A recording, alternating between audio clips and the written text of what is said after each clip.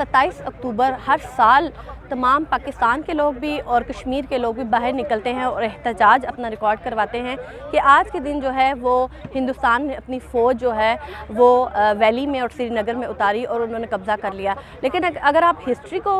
पढ़ें तो आपको समझ आएगी कि जब करारदाद पाकिस्तान वजूद में आई तो उस वक्त के जो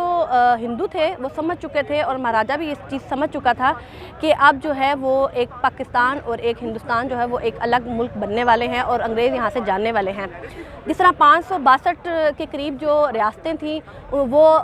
जहाँ पे हिंदू अक्सरियत थी वो चली गई हिंदुस्तान के साथ और जहाँ पे मुसलमान थे वो पाकिस्तान के हिस्से में आने थे। तो अगर आप हिस्ट्री को पढ़ें तो आपको समझ आएगी कि बहुत ज़्यादा जो मुहर्रिकीन हैं या जो जिन्होंने किताबें लिखी या जो ऐनी शाहिद थे उनका कहना यही था कि आरएसएस के जो लोग थे वो 1940 से वहाँ पे श्रीनगर में और वैली में देखे जाने लग गए थे और आहिस्ता आहिस्ता उन्होंने अपना कदम जो है वहाँ पे मजबूत करना शुरू कर दिए थे। तो मैं ये बताना चाहती हूँ कि जो हम लोग 27 अक्टूबर को कहते हैं कि वहाँ पे बाकायदा तौर पे जो है वो हिंदुस्तान ने अपनी फ़ौज उतारी, लेकिन जो आरएसएस के लोग थे वो 1940 से लेकर 1947 तक वहाँ पे मौजूद थे। उन्होंने अपने कदम मजबूत करना शुरू कर दिए थे क्योंकि वो चाहते थे कि कश्मीर जो है वो किसी तौर पे भी अगर अलग मुल्क बनता है पाकिस्तान तो उसके साथ वो ना जाए। दूसरी तरफ अगर आप देखें महाराजा का स्टैंड स्टिल एग्रीमेंट था, उसके बावजूद भी कहा जाता है कि महाराजा ने कायद-ए-आज़म के साथ एग्रीमेंट किया, लेकिन उसके बावजूद भी जो है वो उसकी दिली तौर पे जो रजामंदी वो ये नहीं थी कि वो कश्मीर जो है वो हिंदुस्तान के हवाले करता या वो पाकिस्तान के हवाले करता। तो शायद उसकी ये हरदर्मी ऐसी थी कि वहाँ के जो रहने वाले लोग थे जिन्होंने 19 जुलाई 1947 को करारदाद पाकिस्तान पे या इलाके पाकिस्तान पे जो है वो मुतफ़क़ा तौर पे जो है वो साइन भी किए, लेकिन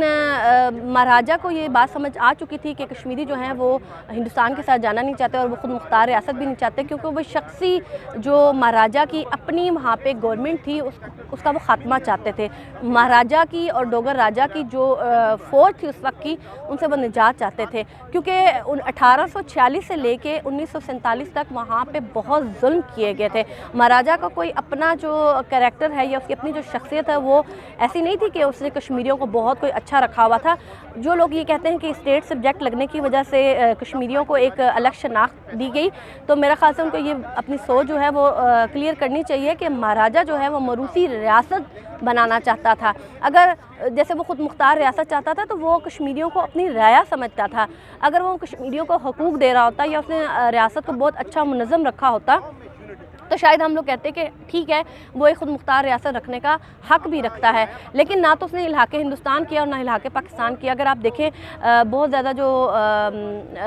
मुकर्ररीन या वहाँ के जो आप समझ लें जिन्होंने किताबें लिखी हैं या ऐनी शाहिद हैं वो कहते हैं कि महाराजा ने तो जो एक्सेशन है वो भी हिंदुस्तान के साथ नहीं किया, वो पेपर जो थे वो जाली थे। तो मैं आज के दिन सिर्फ ये कहूँगी कि हम लोग आज भी शायद आज 27 अक्टूबर है, हम लोग जो है वो हर साल आज के दिन बाहर निकलते हैं और प्रोटेस्ट करते हैं, रैलियाँ करते हैं और